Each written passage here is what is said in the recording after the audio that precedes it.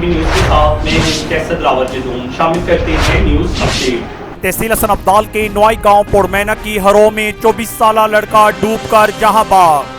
तहसील हसन अब्दाल के नोई गांव पुरमैना की हरों में 24 साल लड़का नहाते हुए डूबकर जहां बाग हो गया। इब्तदाई इत्तला के मुताबिक जहां बाग होने वाले नौजवान का नाम तोकीर अली वल्द अकबर अली था, जो लब गांव का रिहायशी था। ईद की छुट्टियों में दोस्तों के साथ नहाने गया कि अचानक रोह की गहराई में उतर गया। नौजवान की नाश अहले इलाका ने पानी की गहराई से निकालकर वुरसाक के हवाले कर दी। नौजवान की अचानक मौत की खबर इलाके में आग की तरह फैल गई।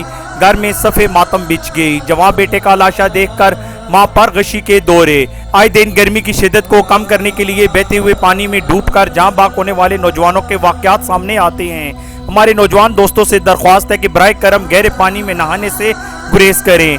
दोस्तों से शर्त लगाकर पानी की गहराई में खेलना दरअसल मौत से खेलने के मुतरादिफ है। कैमरामैन कमरान अली के साथ कैसर लावरजदून, शनासा टीवी, हसन अब्दाल। हम रखते हैं आपको इलाके भर की हर खबर से बाखबर। मजीद बाखबर रहने के लिए हमारा यूट्यूब चैनल सब्सक्राइब करें।